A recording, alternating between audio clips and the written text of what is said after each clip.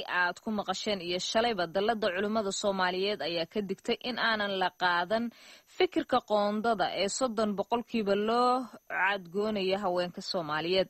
Hadba madaxa dalada culimada Soomaaliyeed ee waqooyiga Ameerika isla markaasina ah imaamka masjidka Daarul Hijra ee magaalada Minneapolis ee dalkan Mareykanka ayaa qaba in dhawaaqa culimadu uu yahay mid yimid xilli aanan ku habboonin. Hadaba Sheekh Cabdiraxmaan Shariif oo isagu ah madaxaasi dalada culimada Soomaaliyeed ee waqooyiga Ameerika waxaa khadka telefoonka ee Minneapolis ugu waramay wariyahayaga Jaamac Farasle oo haatanba stuudiyaha ugu helinaya wuxuuna ku bilaabayaa waxa uu ka qabo go'aanka hay'adda culimada Soomaaliyeed.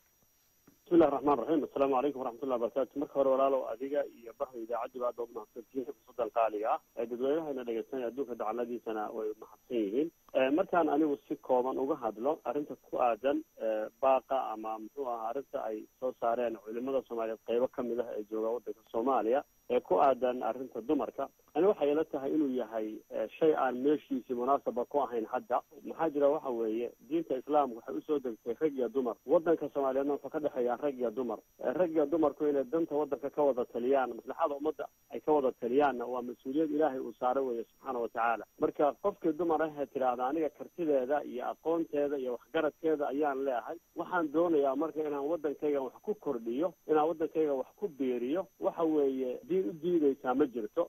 ummadaha adduunkuna u diidi mahayaan. sidaa darteed waxaad moodaa wadaadada hadalkooda ama culimada hadalkoodu inuu yahay hadal aan meel aan haysanin xaqiiq ahaan inuu yahay ayaad moodaa. aniga marka saasay iila muuqataa. yani Sheekh Cabdiraxmaan Shariif, haddii si kale loo dhigo hadalkaaga waxaad dhihi karnaa ma jirto sabab diini ah oo haweenka ka reebaysa inay siyaasadda dalka ka qayb qaataan. walaalow fiiri, gabadha Soomaaliyeed maanta jirtaahu waata bacdlaha Muqdisho iyo Boosaaso iyo Hargeysa iyo Burco iyo Baydhabo fadhida ee ka ganacsanaysa, waata muxuu dukaamada muxuu uu furan yahay weeye, waata shaaha ku karisa ee banaanka ka ganacsanaysa weeye. bulshada Soomaaliyeed midda biilka ugu badan u samaysa iyo dhaqaalaha u soo saarta waa gabadha Soomaaliyeed weeye. hadday gabadhii sidaas tahay oo aynu diin u diidaynin oon ognahay, gabadha diintu maxay ugu diidaysaa gabadhu inay tiraahdo qaraarka iyo go'aanka ummadda meesha laga gaaro ayaan doonaya inaan qayb ka noqdo.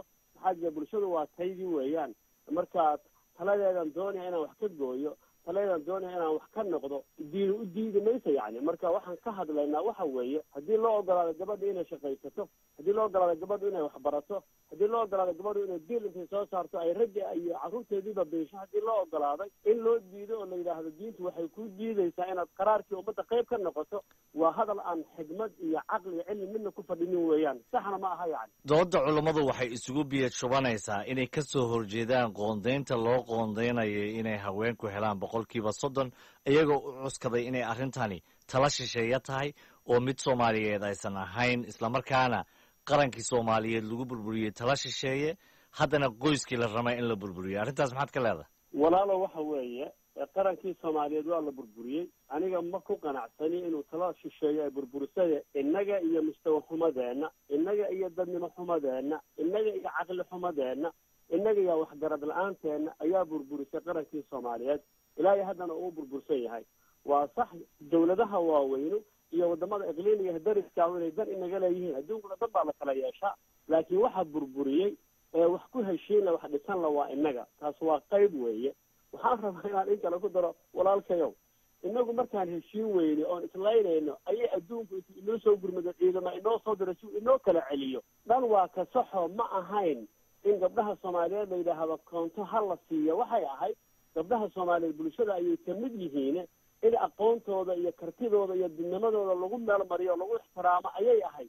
sida markaan isu dilay aan u heshiin weynay adduunku uu ciidama inoogu soo diray oo inoo kala badbaadinayo, ayaa adduunku wuxuu la yaabay inaan gabdhaheena dulminayna. markaasaa wuxuu leeyahay gabdhihiina annaga idinka celinayno wax idiin siinayna. marka waxaa laga rabaa wadaadadu intaysan dad kala eedaynin inay bulshada dib ugu noqdaan oo yidhaahdaan annagu wax naga khaldan yahay, mushkiladu waa annaga. waxa gabdhaha iyagaba loo odhanayo war idinkiibaa idinku khaseen inaad wax siisaan, annagu wax naga khaldan yahay.